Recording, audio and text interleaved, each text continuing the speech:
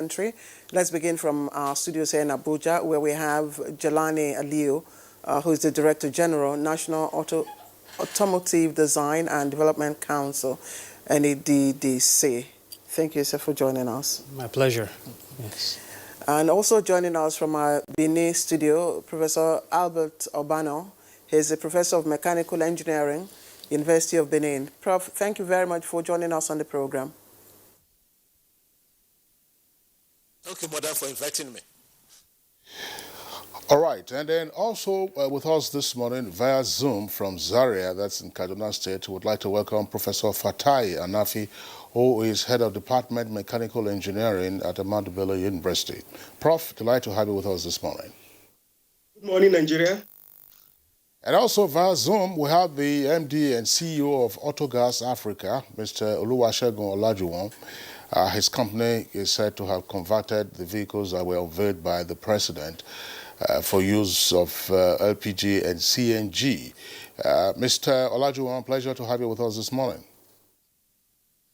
Thank you very much for having me. It's a pleasure. Thank you. All right, we equally have joined us from our Port Harcourt Network Center, Dixon Iwarimie. It's an indigenous fabricator of gas storage tanks and Director Consumer Satisfaction and Safety Initiative. Mr. Iwarimie, pleasure to have you with us again. We had you, I recall, when we first took on this topic some months ago. Good morning, Nigeria. Happy to have me here. All right, gentlemen, let's begin. First with Jelani Aliyu, of course, who's a very familiar face around the world. And for us here on Good Morning Nigeria, once again, delight to have you. Nigeria's drive towards the use of what is commonly referred to as autogas. Is this ambitious or is it the way to go, considering the energy issues around the world today? Yes, thank you. It's good to be here again. I believe it's something that is not ambitious. It's not going to be easy, but yes, it's something that has to be done for at least 3 reasons. Number one, in 2016, Nigeria was one of the 196 countries that signed the Paris Accord. This is an agreement to mitigate the emissions of harmful gases, carbon dioxide, carbon monoxide, and methane, so as to slow down global warming and even maybe reverse it. So the traditional fuels, petrol and diesel, contribute to this harmful gas emissions. So it has to be stopped or lessened. And then Nigeria has huge reserves of gas, the 7th in the world, the largest in Africa, that we're currently underutilizing. So we need to leverage that fuel source to power our economy. And then health-wise, diesel and petrol, they release not only the harmful gases, but also fine particulates that are as a result of those fuels being burnt within the engine, and those are harmful to the lungs and to the overall health of a nation and its people. So at least for these 3 reasons, Nigeria has to leverage these huge amounts of gas to power our vehicles and power our economy. We understand that some cars come with, probably closed valve, which, makes it easier for conversion. Others do not, What, from your experience, might be the technical imperatives involved in this type of initiative? Yes, well, our agency, the National Automotive Design and Development Council, our core objective is to develop the local automotive industry. That is to promote the production and assembly of vehicles within Nigeria. So as we support the conversion of vehicles, even those that would be hard to do it and address the technical challenges, we're also promoting the production and assembly of brand new vehicles that would run on gas and diesel or petrol. Some, like I mentioned earlier, petrol and diesel burn dirtier than gas. Gas is a cleaner fuel. It has less particulates. So it's easier for an engine to handle that. So we will work with stakeholders to ensure that these technical challenges are identified and addressed. I asked the question because I understand that you probably will have to, in converting to, autogas, you would have to, of course, have maybe another tank installed somewhere in the car, Yes. either where you have your spare tire or somewhere in the boat or whatever. Now that is one. That's an issue. You also have to be careful with the piping. You also have to be careful with in terms of the mileage that the car will cover. So are these not issues that are involved in this kind of initiative? They have to be addressed, and that is why we're working towards training to really bring up that capability across the country.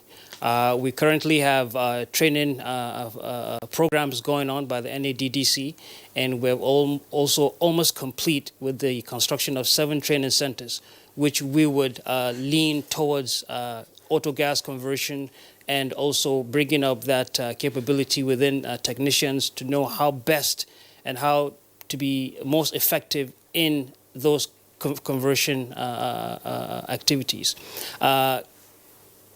I believe it's a technology that, yes, the country can handle, but it needs a certain level of expertise. And that is why we'll be working with stakeholders to build that necessary capability within the country.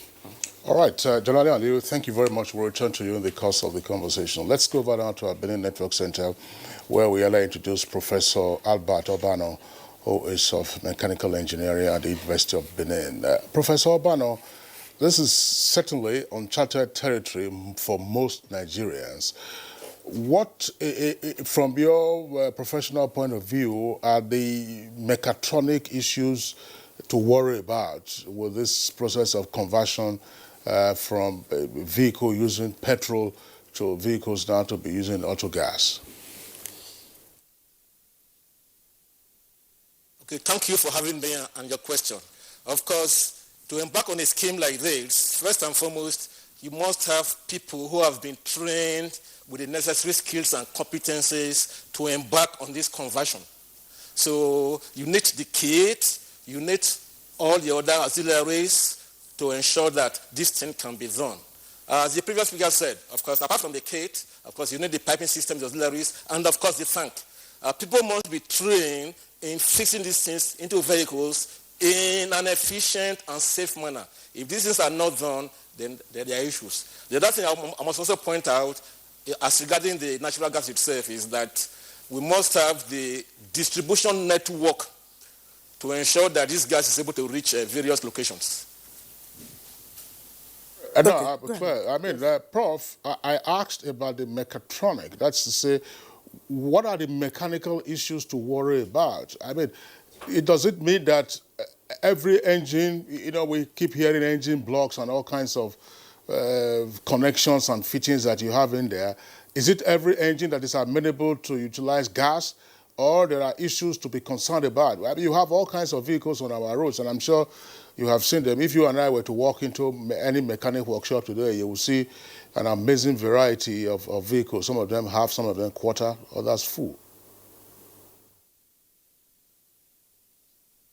So thanks for this question again. First and foremost, the state of the engines of our vehicles is a very important matter to be considered. Most of our vehicles on our roads are actually second-hand vehicles. So ideally, a conversion like this will be best conducted for engines that are only very few years old. So the first thing to be tackled first and foremost is to see whether these engines are adequate for conversion.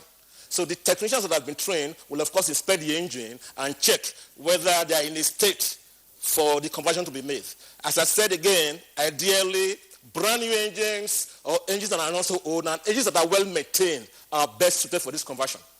So if those things are not in place, then the problems with the conversion begin to escalate. So we must be very sure that at the onset, a proper test of the vehicles must be made to see whether they are in a ready state for conversion. Ideally, as I said earlier, brand new engines and engines that are not so old and engines that have been maintained are best suited for conversion. All right, thank you, Prof. Obano from Benin. Let's join Professor Fatai Anafi, who is joining us via Zoom all the way from Zaria. Professor Anafi, if you can hear me, it would appear that there is much more, that we're having to deal with. We are getting to understand this technology, gradually, small by small, as we will say. You heard Mr. Jelani here talk about the fact that this is a technology. For other parts of the world, it might not be a new technology, but for us here, it is a new technology. And given, again, whether the engine is new or what type of engine, the capacity of the engine, the age of the engine has come into play. Is this a technology that we should rush? What are your concerns about it?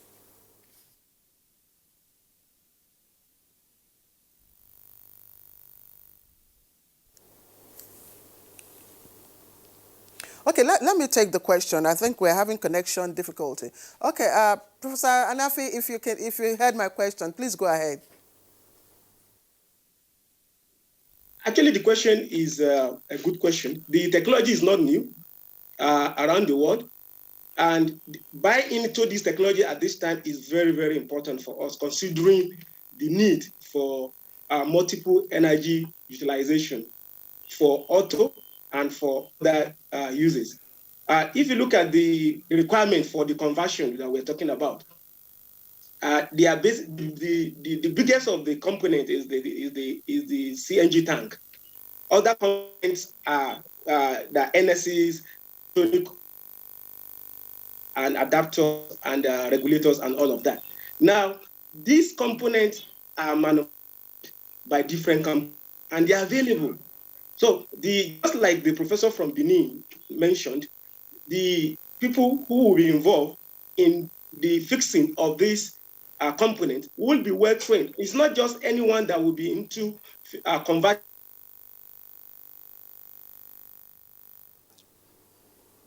Well, again, it looks like there's a freeze on the Zoom connection to Professor Anafi.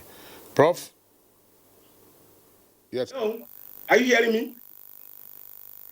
Yes. The capacity will be built. The technology is not new. As far back as 2003, India, which has a very large population, has adopted CNG engine, especially for their transportation. These are buses, large transportation vehicle. So if we're adopting it now, I don't think it's anything new. And this is the time for us to actually adopt it, considering even the price of PMS as is fluctuating in the market, and even for the affordability of the majority.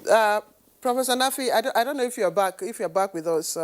Okay, I'm asking because if you consider the fact that we're having to train the expertise, we don't have them. We don't have in terms of the expertise and human resource, to take care of the gaps. We don't have it. We are only beginning to train. We are only beginning to identify. That's one. Then you look at, of course, the components of the conversion. We don't have them. So, within this context, shouldn't it be a gradual, or maybe I should ask, what should be the first, step? What are the first things to do first?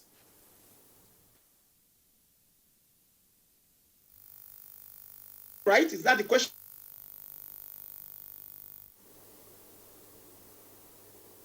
Prof, can you hear me? Yeah, it's frozen again, apparently. Oh. It looks like it's frozen again. I'm sure that will be cleared up. Well, let's go to Oluwasegun Olajuwon, who is CEO of Autogas Africa. His company was involved in the conversion of some of the pilot vehicles that were used by the president at the launch of the Autogas policy. Mr. Olajuwon, if you can hear us clearly, just give us what was your company's experience in this conversion process and what has been the customer response?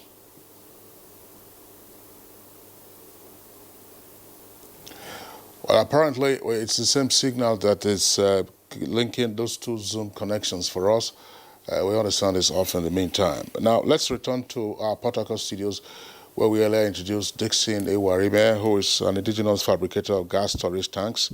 Mr. Warriman, of course, let's begin this. You recall when we had this first conversation on the issue of Autogas, the question then was availability of storage tanks for those firms that will be dispensing Autogas. So, but you then said that, look, there was a ramp up in the production and distribution of the gas storage tanks. What do we know at the moment as to the drive to fully equip gas stations with this facility? The issue of the storage tanks with indigenous manufacturers of storage tanks, we have the capacity to meet the need of the market. Just like Professor Anafi said, the technology is not new, it's not rocket science. But it's just for those that formulate the policies to match the talk with a walk. For the storage tank that was used for the flag-off ceremony, I bet you it was imported. And it's against the Nigerian Content Act, Section 53, that talks about the prohibition of the importation of welded products. Did they engage indigenous fabricators of LPG tanks? No. The Nigerian Gas Expansion Program or project, it is encapsulating, I want to believe, the idea of that project, other than entrenching the use of gas in vehicles, is to provide jobs and to boost the economy. We are talking about recession. One way for us to get out of recession is to deepen production of products here in Nigeria. When the Nigerian masses does not have jobs, what do you expect? There will be restlessness. So, for the program to be successful, let us look inwards. Those that conceptualize the project, let them look inwards. We have ready materials here. We will concern ourselves with everything to be imported. We will lose track of the object or of the objective of this program. There are fabricators in Nigeria. For example, we have certifications that are necessary from the DPRO and also from SON. We have markup. And that means our products are of international standard. Most of the products we have, the LPG tanks we find in Nigeria, 95% of them are used tanks. They are making Nigeria a dumping ground. While we have the capacity here to produce, why should we go and patronize those that produce tanks in Asia, in Europe, while there are indigenous fabricators or manufacturers of LPG tanks? We can meet the market. We can meet the demands of the market. If I may answer one of the questions that your colleague asked about what about the initial things that needs to be done to entrench the use of autogas. Autogas is not new. The major problem there is the issue of enlightenment, an issue of implementation of that policy. It's a simple thing. This is not rocket science. A lot of people don't know about the use of autogas. We can enlighten them. But if the policymakers, consciously or unconsciously, miscue in the implementation of the policies by going out to go and get materials that we indigenously have, that means we are beginning to fail. So if we look inwards, engage the indigenous manufacturers of some of the basic components, just like Professor Anasef said, one of the basic components that you need in the autogas value chain is the storage tank. And the storage tank is readily available here. The only one that we don't have the technology for now, or the capacity to produce in country, is that of the CNG, because of its complexities. For the storage tanks, we can meet the demand. As we say in oil, we can wet the market. If only we can be engaged, if only we can be patronized.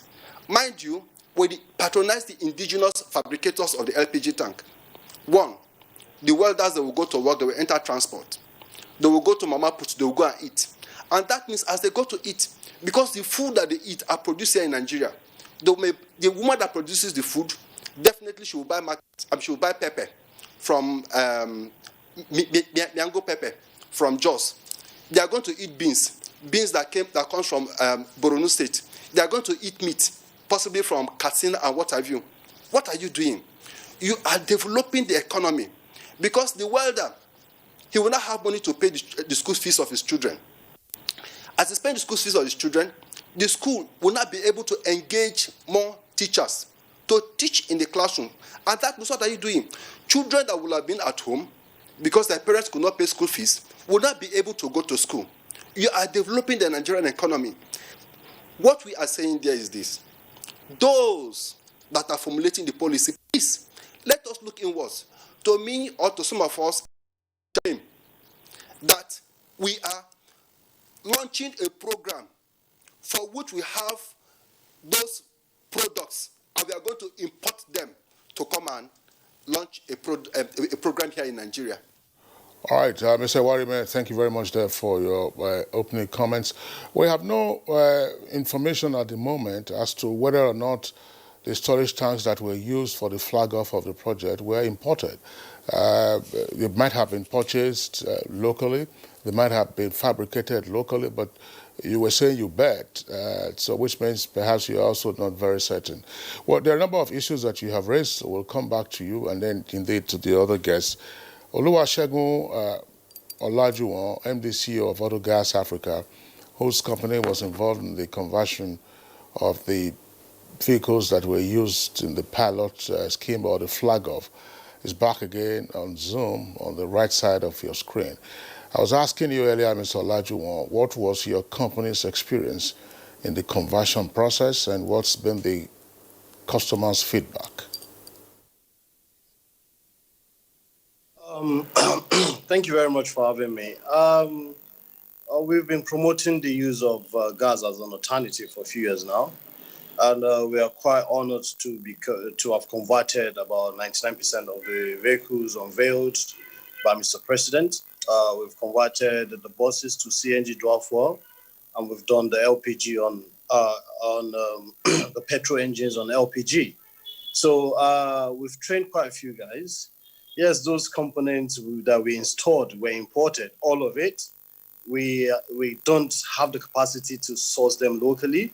And what we want to say for the tank, for instance, it's a separate autogas tank. It's not like the normal cylinder tanks. We can manufacture them locally, we can have them locally, but we need to have the right things for that. And we're working with the right team. We're working with Jelani Aliu's team as well to see how we can produce some of these components locally, which we are hoping to do. But for now, I have to be honest and be frank. Knowledge transfer on the train-the-trainer scheme is the most important. Conversion of engines to run on gas is key and it's very complex, whereby only the professionals can do the modification on those engines to run on either CNG or LPG. So it has to be done perfectly. There are over 10,000 components in the world, and most of them use almost the same ECU, which is the main brain box of the conversion. We are not taking anything out of the engine. We are adding more features to the engine to allow it to work on a dual fuel system. And in the case of mono conversion, whereby we will convert a complete diesel engine to run on gas also, where we'll change the pistons and a few other bits. So yeah, we are happy to have converted those cars, and there's something we need to be proud of. Every single vehicle you saw on Tuesday unveiled by the Mr. President, we converted them by Nigerians, 100% Nigerians. So that's knowledge transfer that is most important at the moment. The component, we have to look at what we can manufacture locally, and we're looking give and take in the next 6-7 years. We can do at least 50 or 60% of what we're importing. We can have them done more locally, because we can't just say we want to start manufacturing and we'll start manufacturing. We need to follow the trend. So for me, we're proud of what we've done. Knowledge transfer, job empowerment, job opportunities, youth empowerment, knowledge in every capacity to ensure that perfect installation is done. Because you only just need one bad conversion and the whole thing is gone. and that's possible. But again, once you do a retrofitting of an engine that already runs on petrol to go on dual fuel LPG, and in the case of diesel, you allow diesel supply at 45%. If you push the engine, you get 50%. And there's quite a lot of things that we need to come to terms with that we needed to understand. And it's more of awareness. We've engaged people at all places. We've had people say, NIPCO did it in Benin. What's the outcome? But we know that one of the problems we had with after-sales market, so after conversion, what happened next? Who are being allowed to look into the cars? For instance, my car is running on gas, it developed fault, I take it to a roadside mechanic. It's just going to say, oh, God, that petrol, that gas we put in cause. But some things are expected from a converted engines, and only the professionals will know. And by connecting it to the computer, you can know. For instance, at times when there's a flash of gas, it misfires and it brings up the engine light. For you, you think, oh, my car is faulty, but no. All you need to do is to take it back to the technician that's retrofitted that engine for you, and they just look at it and connect to the computer. Everything that has to do with the component that has been installed is glaring and obvious to you, and you will know. But again, only the trained technicians will be able to understand all of this. So there's a whole lot. It's a very good move towards the right direction. Alternative fuel, Ghana, Turkey, these countries have done well. Poland, in terms of introducing gas as an alternative. Then which one is best for us? We have people saying, oh, but LPG cooking is very expensive. But we are not planning to use that one that we're using for cooking. We're planning to use pure propane, which, again, we have it locally. So there's one thing that is guaranteed. You won't need to import gas. We have them locally. We can use what we have locally. We brought CNG for the first time to Abuja on Tuesday. That's an achievement that we're proud to do with Power Gas. So, yeah, there's so many things that we can use. Or we use the LNG regasification, which Greenfield does have. So all of these gases that we can use as an alternative to reduce the pressure on PMS, we have them available, but we need to do them the right way. And we're very, very much available to get it done. Thank you very much. Juma, just before we let you go, we'll speak with them, I like to look at it from the point of availability and cost. And of course, this is how it affects the end users, the ordinary man who drives his probably old car and, would want to save some costs from the use of petrol. Now, you listen to our guests in our Port Harcourt studio, that's Mr. Dixon Iwarime, talk about availability of local capacity, to manufacture some of those facilities. Now, are you aware of this availability?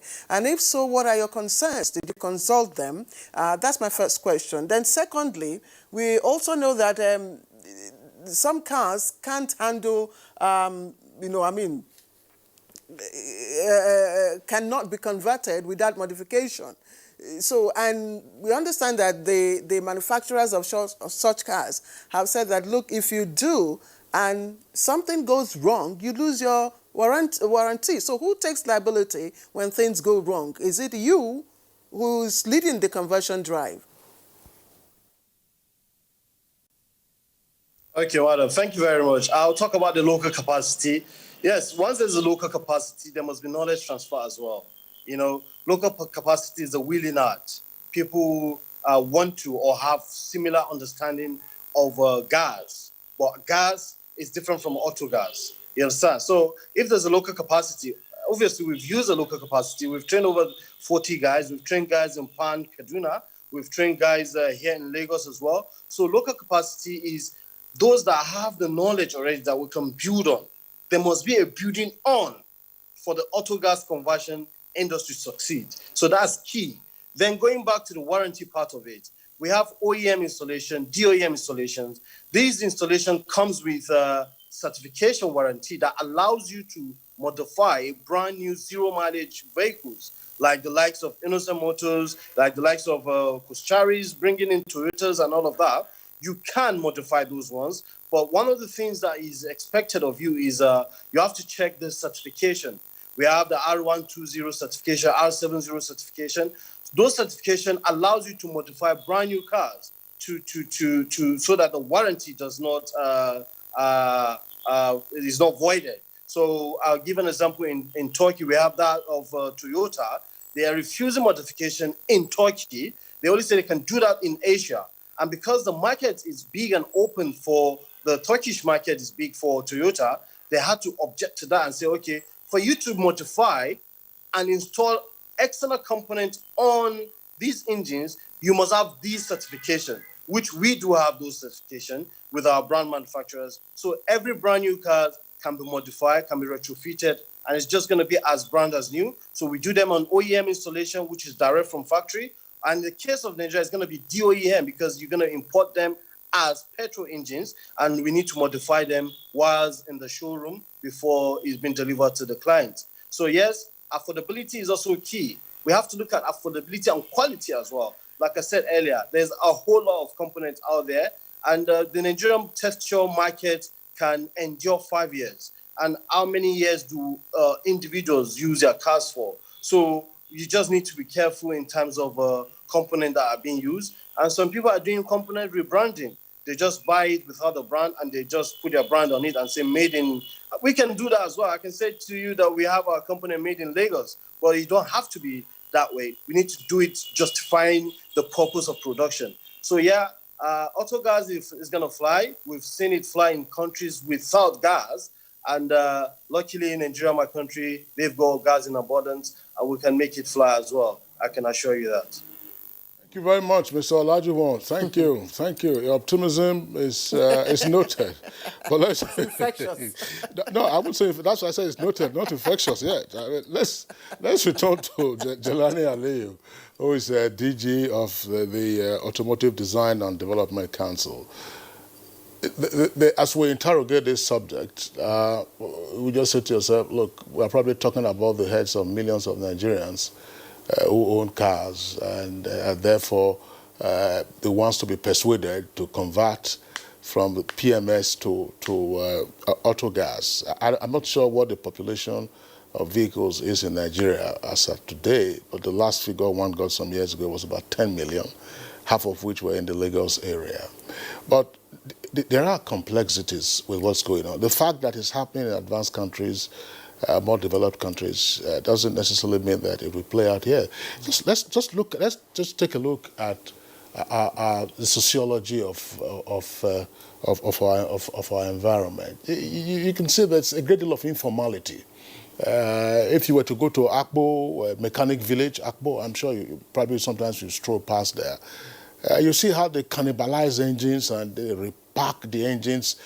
You go to Ladipo in Lagos, it's the same thing. And people sometimes are just, their vehicles ordinarily, you say these are not roadworthy, but they have them on the roads. So to whom should we be speaking at the moment? Are these corporate entities or those in more structured public transportation segment? More structured, I would say, for instance, like the buses. If you're rolling out the buses, corporate organizations that have large fleets, take those on. Because if you're talking to every other person on the street and you're having all these kind of complications with the potential hazards and costs involved, I would like you to get it right. Yes, I agree with you.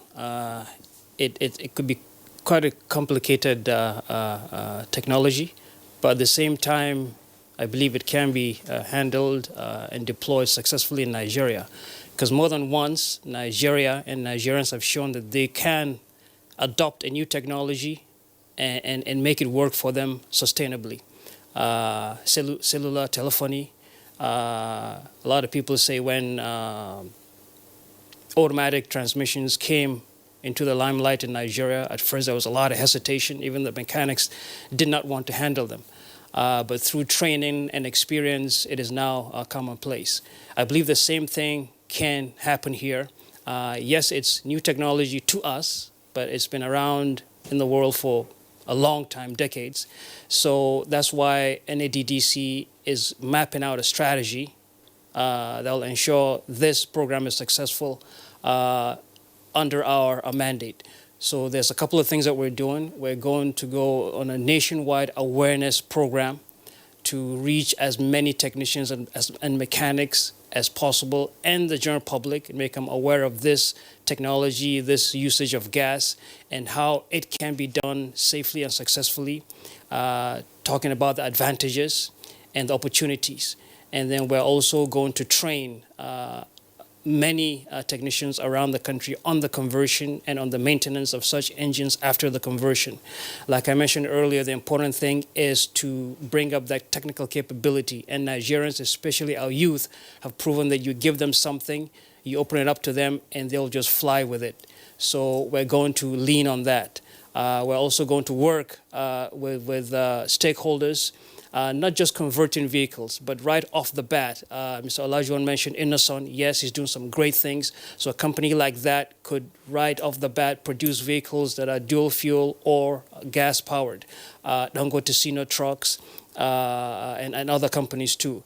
So, and yes, I agree, it needs to start with a structured party so that everything could be strictly monitored and evaluated, and if there are any challenges along the way, they are resolved.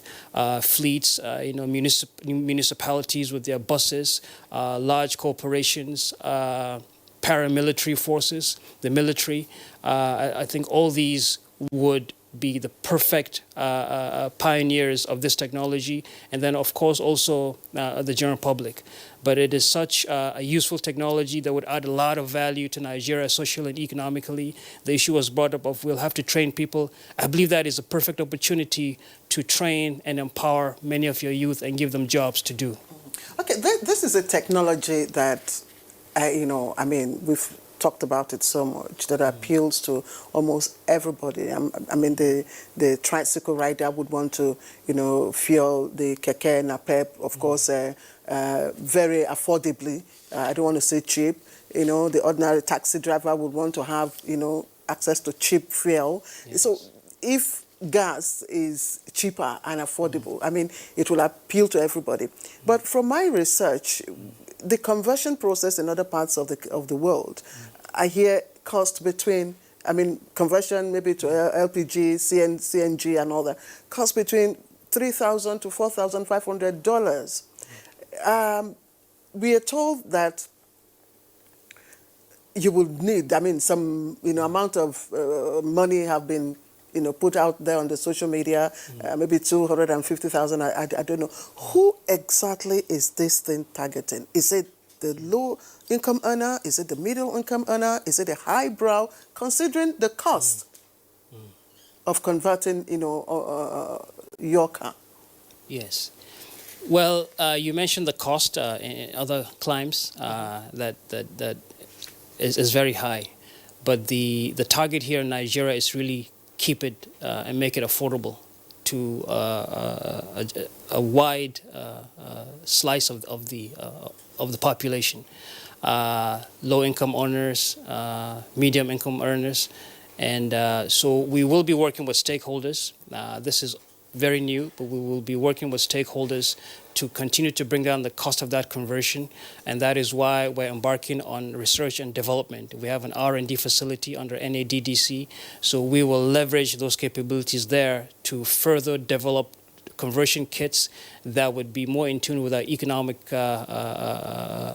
with the economy in Nigeria. So, sorry to interject. Ordinarily, we know that the federal government has indicated a kind of, subsidy, intervention for Nigerians in terms of bridging the cost. But beyond government intervention, ordinarily, what would it have cost a low-income earner, a car owner, to convert his or her car into autogas use? Yes, I wouldn't have that exact figure, but it should be under 200,000 or around about under 300,000, and that is as we speak. Like I mentioned, efforts are underway to continue to bring that cost down. But there's what we call the cost of purchase of a product and the cost of ownership. That is, what will it save you over time, over the period of ownership? When you add all that up, you'll see that it's significantly cheaper to install that conversion kit and use it, seeing that autogas is cheaper than either petrol or diesel. So in the long run, even if you have to spend that money to install that kit, it's going to save you quite a bit of money in the long run. It's going to be better for you, more efficient, and safer for the environment. And these are technologies that we have to adopt and use. Because what I keep saying is Nigeria is not an island. And when the world moves in a certain direction, we can't afford as one nation to say, no, we're going the other way. It wouldn't be easy. It would be a little bit difficult, but we can do it. We have no other option but to do what is best and to do what is in the best interest of our people, our nation, and to be in tune with the direction that the world is going. In terms of mileage, how far can an autogas go? Can you drive an gas-fueled car for long journeys? And in this part of the country, we know there's still night travels. People still make night travels. People still travel long distances. Can it go that far? How far can it go? It can go as far, or even further than petrol or diesel. It's more efficient, cheaper. It sounds a little bit crazy or space age, but really it isn't. It's a technology that has been around and has proven itself around the world. So I believe applying it in Nigeria is the best thing we could do, especially since a lot of the gas that we have is being wasted and flared. Sometimes we even have to pay to flare it.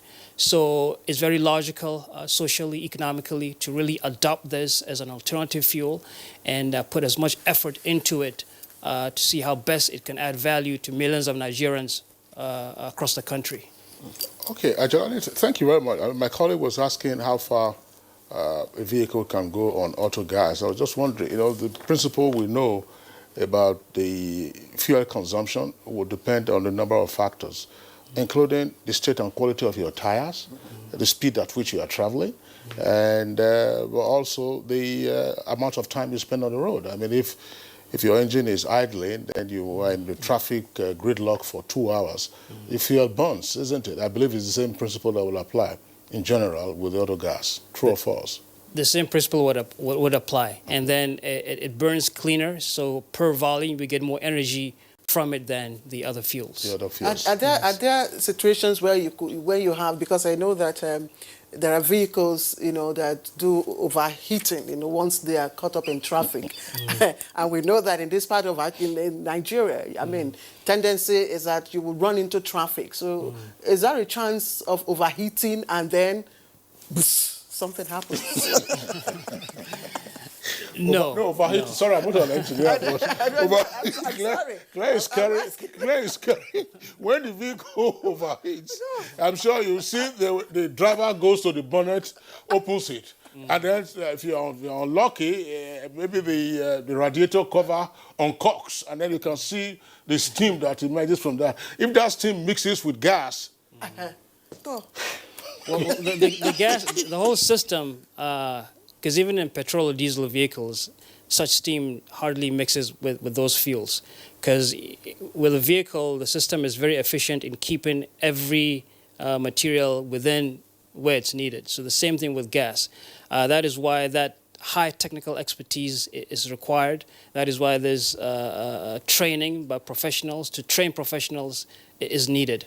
But no, people shouldn't be worried about that.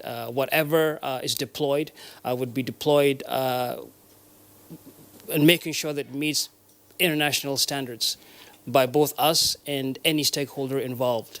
Okay, thank you very much, Jelani. Let's once again bring in Oluwasegun Olajuwon. Mr. Olajuwon, I asked the question earlier about whether this is something now for mass application or for specialized, if you like, customers, narrow end of the market, such as very well-structured organizations, entities. Jelani, while he was responding to that, did, of course, include the military, paramilitary, whose fleets and companies with large fleets that they can use rather than the general population. I would like you to respond to that, but at the same time, also let our viewers know, because we're talking about CNG, which is compressed natural gas, and then we're also talking about LPG, which is liquefied petroleum gas. Liquefied petroleum gas, also known as butane, is the one we use for cooking at home. So which vehicle will use LPG, which vehicle will use CNG, and how can you, make the difference? That's why you get the issue of, look, who should access this in the meantime? before we start having issues.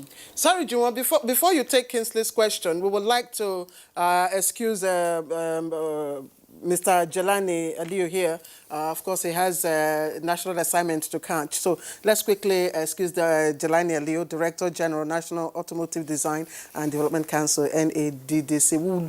We would have loved to have you, but we can't. We have to let you go. Thank you. My pleasure. Thank you for making it. Yes. All right. So, Olajuma, please go ahead with your response. I guess the first question is the market for Autogas. The market for Autogas is anyone and everyone that feel the need. What we normally use in terms of marketing Autogas is if you don't use your car regularly, there's no need to convert to gas, because the only reason people convert to gas is to save costs. And another thing we've found out in the Nigerian market now is it's not about cost savings, it's about showing off as well. I've had 2 cars we converted in Lagos, and the reason why the guy is converting is he just wants to let his friends know, oh, my car runs on fuel, and the other one says, mine also runs on dual fuel system. So yeah, the market for Autogas are those that want to reduce and save costs. In Poland, one of the reasons why they introduced LPG then was because the petrol price was becoming too expensive, and they had to adopt gas as an alternative. So our components of all stages and of all brands, we have high-end ones, which are the OEM, DOEM ones, very expensive but worth it. We have a cheaper one, which is also within the quality capacity in retrofitting. And we will stand by every conversion we do. When I mean stand by every conversion we do, we will be responsible for our conversion, and we will take full responsibility of whatever comes out of it. And that shows how much confidence we do have.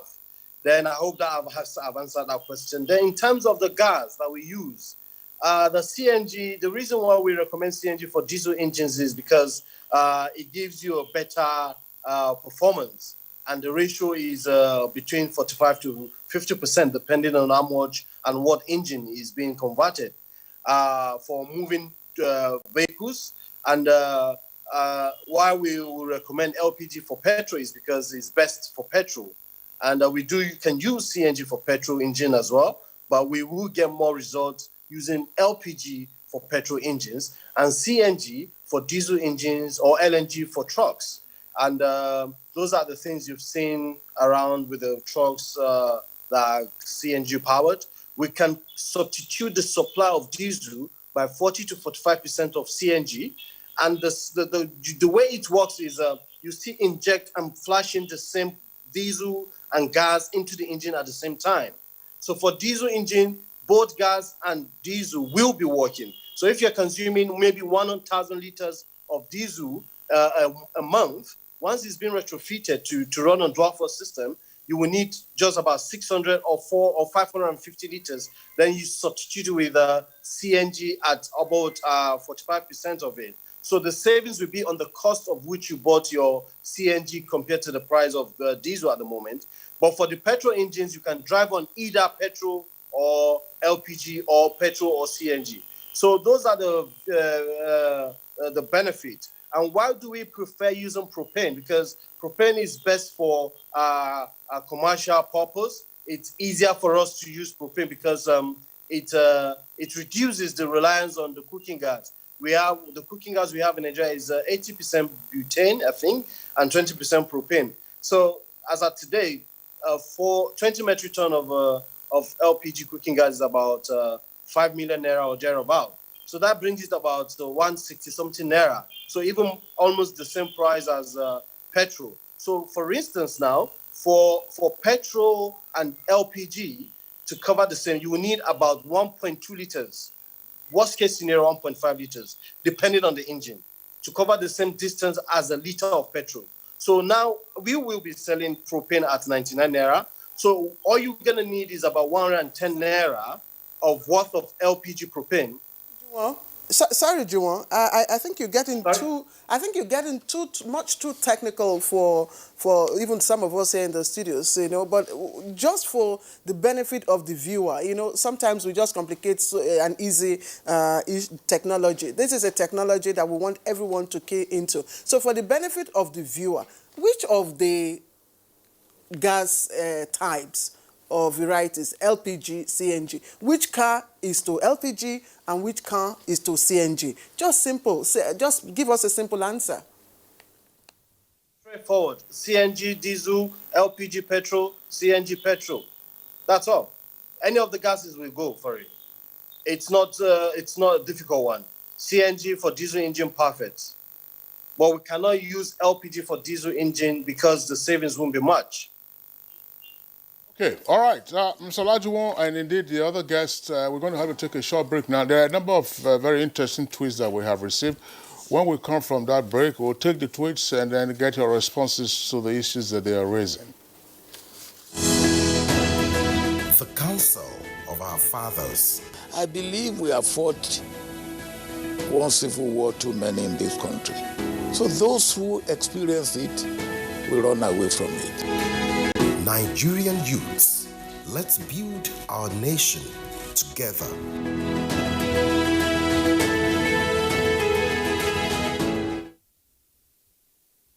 In my house, we may look alike, but we are very different individuals. My adorable twins, they look so alike, but they don't like wearing the same things. And my little man, I had to find out the hard way because I've been trying to teach him my way. He loves to learn his own way because doing things his way is more fulfilling. Everybody believes their way is best. That's why Golden Penny Pasta is our favorite meal because due to its non-stickiness, it allows me to satisfy everybody just the way they want it. Golden Penny Pasta, made with durum wheat, is tasty, nutritious, a source of protein and fiber, and non-sticky. So you can cook, serve, and eat your pasta just the way you like it. Go on and enjoy your Golden Penny Pasta the way you want it. With Golden Penny Pasta, your way is best.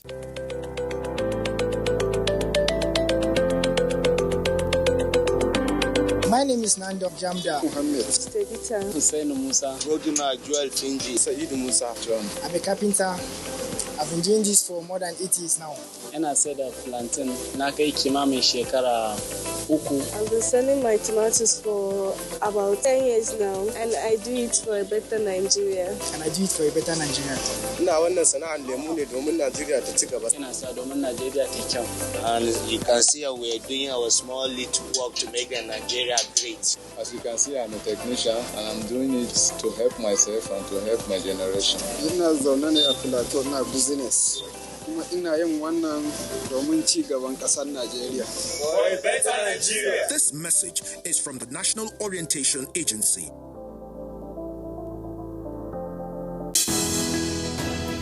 Dialogue, empathy, love, and unity. These are vital components of nation building.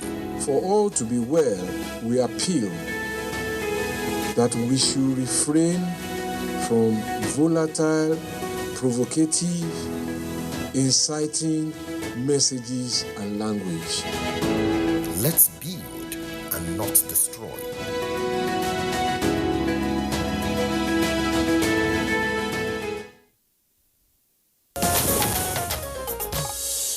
Yeah, welcome back to Good Morning Nigeria, where we are reaching you live on NTA's network service. As we said, we have a number of tweets that have come in. Let's quickly go through those tweets and then return to our guests. Dele Jack Solomon. There are two factors driving the development of a greener transport sector in the world. First is the need to boost energy security, and the second is to save on imports of oil. This is just a clarion call to our leaders to holistically keep diversifying the economy, nothing less. Mike Ayako, liquefied petroleum gas is an alternative to premium motor spirit as petrol in Nigeria, though good, but it's not what we presently desire. That's unnecessary distractions from the issues on ground, which is non-workability of our refineries. We need to fix existing refineries and build new ones.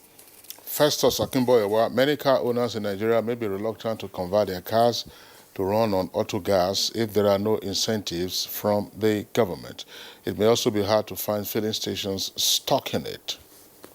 All right, and Yunusa Idris says switching to autogas is an alternative to fuel is a good policy. The demand and consumption of PMS will reduce, which will lead to a slight reduction of pump price. GMD NNPC says the conversion is free, while the aide of the Minister of Petroleum said it will cost 250,000 naira. Well, we don't have the Ministry of Petroleum resources to clarify that. Where are you going to get? There are all kinds of figures. If you want to convert 1 million vehicles, that's by 2021, you multiply that by 250,000. That means the government is going to shell out some 250 billion naira at a time that the economy is in recession and government is hard-pressed for revenue to run the system. Nandom Woyep is the next tweet. It says, automotive gas provides less costly overall maintenance.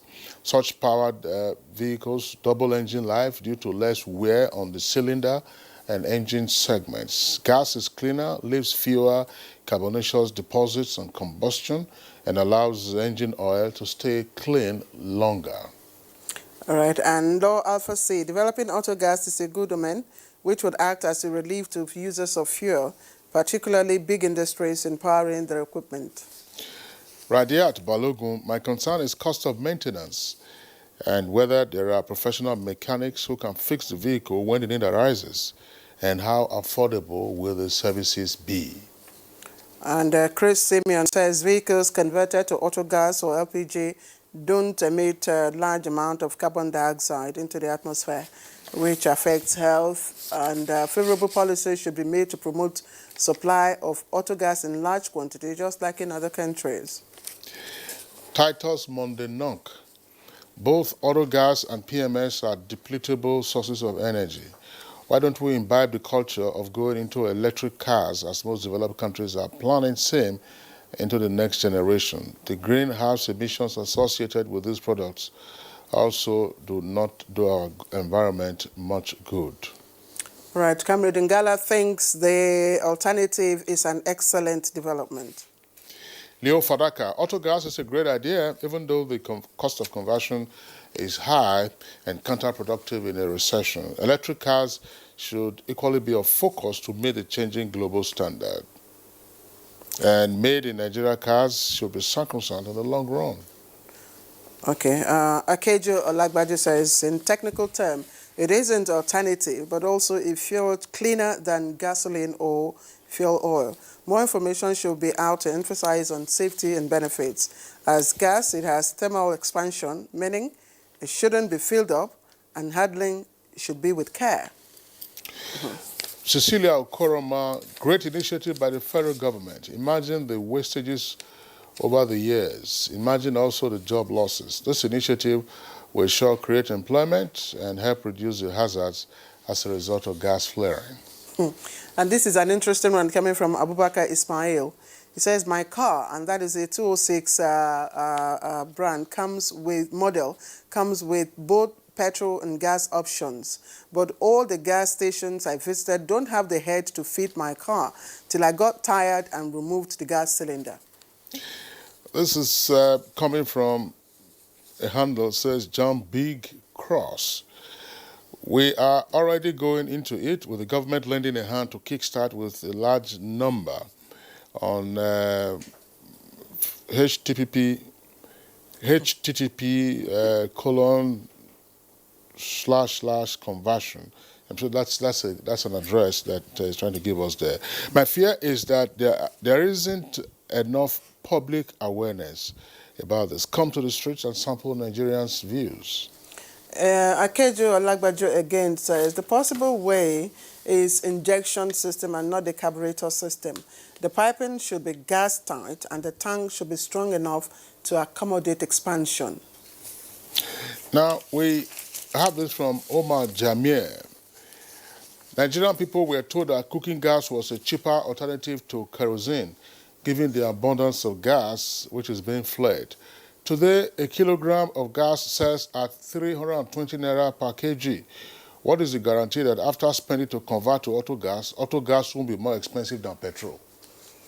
Very good question, if you ask me. Well, Suleiman Babagana says this is timely, considering, of course, the impacts to reducing gas emission or carbon dioxide emission into the atmosphere. It is more efficient and less harmful to the environment. Okay, right. Those are the tweets. Yeah, clear. When it says which one will be more expensive in the long run, perhaps the argument would then come is market forces.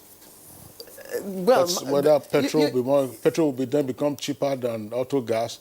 Maybe they'll say market force. We're not sure yet, but that's future economics. Yes, but again, knowing that this is also it could be depleted. No, well, that's I mean, decades and decades and decades from now, not immediate. But we thought so about petrol, remember? No, petrol is not being depleted. That's like petrol is from crude oil, one of the many derivatives from crude oil. So it's still being produced. When you say it's crude. It's refined. From crude oil, you get diesel, you get that's AGO, you get kerosene, the DPK, that's dual purpose kerosene, and several others that you use in the plastic industry. Is gas renewable? Is it a renewable? Well, not immediately renewable. When you look at the process of the formation of fossil fuel, and then you know that it will take millions and millions of years for it to be renewed. So for immediate use, it might be difficult to immediately grasp.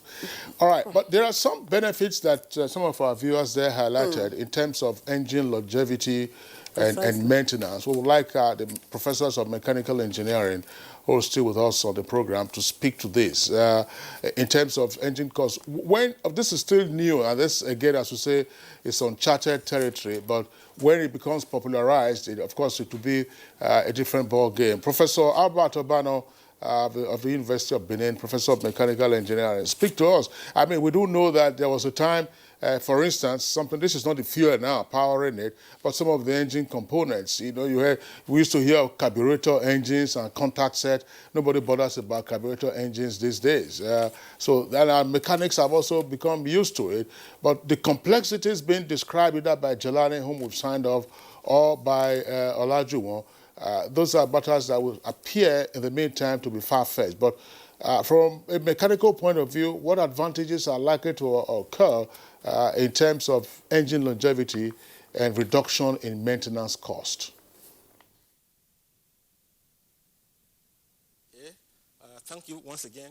First and foremost, if you are using autogas, in terms of combustion, it's a cleaner fuel, and the deposits you have inside your engine are less. And talking from that point of view, comparing your autogas with your diesel or your petrol, in terms of longevity of the engine, the autogas will be better. However, I must stress, we must have the competencies. The technicians, the mechanics must be properly trained in such a way as to realize this. So, comparing the two fuels, therefore, the autogas, the diesel or the petrol, for proper uses and all that, the autogas will have advantages. I must also stress, too, the condition of the vehicle. If the engines are very old, then the autogas advantages will be far diminished. So before we embark on any auto conversion at all, we must establish the state of the engines. The older the engines, the less attractive the need for autogas conversion. All right, Professor Anafi, I would like you to also take the same question and then respond to this other aspect as to the state and condition of the engine. Look, we're talking about the generality of the public, not now those more structured entities that have newer fleet and so on and so forth. You hear people telling you about half engine. They want to go and buy half engine. They want to go and, change the rings and piston and so on and so forth. And you have all these smoking rabbits also on the road. What do you do with such vehicles and in such circumstances? And for those whose vehicles are fairly well maintained, what advantages will derive from for conversion to dual fuel purpose and going forward? I mean, as I said, this is new to all of us. Of petrol engine to CNG or to LPG involves those components that we have mentioned earlier. However, if your engine is very old, it is not advisable to convert. But going to the maintenance, if the engine is old and you convert, the engine at the end of the day will not be able to give you the advantages that you deserve to get in terms of cost. In terms of maintenance, the frequency of maintaining engines that are on LPG is more than that of the petrol. Of course, in terms of cleanliness, in terms of carbon deposits, yes, the LPG, the autogas engine is better. So it's not advisable to just convert any engine. I think we might have just... Will be much for the old engine. But if you have a new engine, the frequency of maintenance will even be less. You will not have to be changing. It's not even the same engine oil that you use in maintaining your old engine that you use if you have converted the engine. It's not the same maintenance. But importantly, the capacity building for the technicians is very important. It's not just any technicians who can actually maintain a converted engine. As it was rightly said, it has to be trained technician. And if you talk about trained technician, meaning that it has to be an organized setup, not the Apple or Ladipo that you mentioned earlier, where the engines are cannibalized, or you're talking about half engine. Here we are, the component that has to be changed must be new component in maintaining the engines. You don't just pick a piston that is called Tokumbo, which has been used on petrol engine, and to use that again, clean the carbon deposit and use it again. You have to.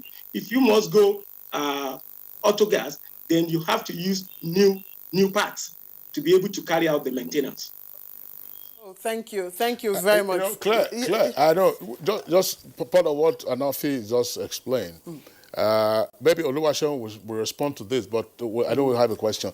If the engine oil you are going to be using for autogas is different from the engine oil, the one we just see, they say this one, they have all kinds of brands. I'm sure that because these ones will be fewer in number, maybe the price will also go up. They say market forces, say demand and supply. No, this one is for big men, or this one is for, and so, I don't know. You see, the price is increasing. It's going higher. It's going higher. But let me bring in... And you cannot go to Ladipo or Akpo or in Benito, so you want to go and look for passport. Honestly, that's why I want to bring in Dixon Iwarime, because Dixon has always emphasized on the fact that we have local capacity, indigenous capacity to manufacture some of these things. So, Dixon, if you listen to Professor Fataye Anafi, and of course his classification of expertise, technical expertise, do you still feel we have that capacity? And it is not the same capacity as we have in Apo or Matori, that's in Lagos, or elsewhere where you have mechanical workshops? Yes, we have the capacity in country. Mind you, autogas is not new. It didn't start in 2020. It has been in old Bender State, or Benin, currently even before the advent of the president launching it on Tuesday or thereabout last week. So it has been, the technology has been with us, but not very elaborate. We are talking about issue of costs, for example, about the cost of running their vehicle on autogas. There's a government intervention. If you may remember, the Minister of State for Petroleum had mentioned it. All his aides have equally been mentioning it. There's 250 billion naira intervention scheme, NGEP, for the gas project. And part of what it's supposed to achieve is to cushion the costs of all these things. What we are hearing, what we have now is more or less issue of monopoly. It's like what we used to have in the telecom industry, where you have one telecom operator that told us that if there's a drop call, even after 2 seconds, your 15 naira goes, until we now had an indigenous telecommunication company. Now, they were all now forced to go on per second billing. That's about what is happening here. Let us open the space. Let us look at what we have indigenously. We have laws that are guiding us. These technologies are not rocket science. There are basic components, like in the issue of the storage tanks, for example. All those that produce both in China, Turkey, and everywhere, they all got their standard from ASME. And that is the same ASME standard we are using here. The International Standard Organization adopted the issue of fabrication of LPG tanks and what have you from ASME. The Standard Organization of Nigeria only domesticated it. And that is the standard we are using here.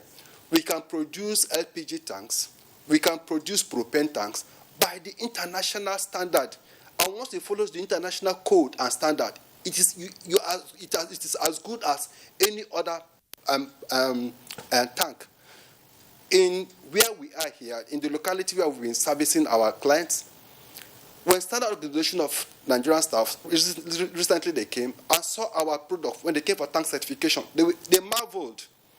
Some of the tanks that comes in from Europe and what have you, when they go and subjected to NDT, some of them fail. There are processes. Let Standard Organization of Nigeria be allowed to do its job. Then secondly, most importantly also, the 250 billion naira that the federal government has set aside, it should be allowed for the local operators to assess it so that these things cannot become cheaper. If we can assess it, the essence of that 250 billion naira is to cushion the cost. Part of it is to train and to retrain and to develop the domestic human capacity. If we have a lot of people like our guest that left, your guest that left, Aliyu, that institution or that body can equally go ahead and train and retrain. Well, once you train and retrain, people will imbibe the technology, and we are good to go. And it will not be best for the Nigerian economy. We have the local capacity. We have the human capacity. We have all that it takes to make the use of gas affordable for everybody. Affordable for everybody. The technology is in country. The only thing we may not have is the machineries, and those machines can be imported, used here locally, and we're all good to go. For example, if I may just add this to it. Recently, there was a client that bought an LPG tank for 27 million naira for 25 metric tons tank. And we are now called to make a tank for them for 40 tons. And the cost of what we did was almost half the price. Almost half the price. We did 40-ton tank, almost half the price of 27 million for a 25-ton. And when Standard Organization of Nigeria came and subjected that tank to certification, they marveled at the quality of the tank. We have man-cap certification. DPR is equally there. These are regulatory bodies. And all that we work with is the ASME standard, ASME code. All right, Dixon Iwaribe, thank you very much. Very quickly, to Mr. Oluwasegun Olajuwon. Well, while the other guests were responding, one of our studio hands just chipped in something to us. I thought we could also share this. Again, this is early days, as we indicated, that sometimes you see it on the road. It's not everybody it happens to. A vehicle is going on and the fuel finishes, and then you go with a jerry can to a filling station to go and buy 4 liters. There will be no question of carrying a jerry can now to a filling station to go and buy gas. It's not possible. And then you also cannot siphon fuel from the tank. You can't siphon gas from the tank. These are the hazards. Yeah, how do you determine the... But tell us about the dual fuel capability. This makes it a big... Is there some switch in the vehicle that you press something and say, okay, this one is now using petrol or diesel. You press another one, it's now using gas or the other. Isn't that a bit complicated? Let's even say for vehicles that are well maintained and still relatively new. We're not talking about the jalopies now. Yeah, thank you very much. With Autogas Conversion, it switches automatically, and you can manually switch to either petrol or gas. So gas now maybe LPG or CNG. And once you run out of gas, it switches back automatically. You hear a sound. It makes a sound. like a beep sound, and that has switched back to petrol automatically. You don't have to worry about that. The only time you will need to carry a jerrycan is when you run out of both, and you cannot refuel Autogas anywhere like you do with petrol. And the good thing about Autogas is the nozzle. Nozzle guns are dedicated, so you cannot even go to a cooking gas refilling plant to refuel into a car if it hasn't got the right nozzle, because it's like an husband and wife, it has to click. So it's from a safe tank to another safe tank, then you burn it through the engine. So for the petrol engine, that's how it does. It switches itself. All right. Sorry, I'm afraid just at the right point to sign off our guest.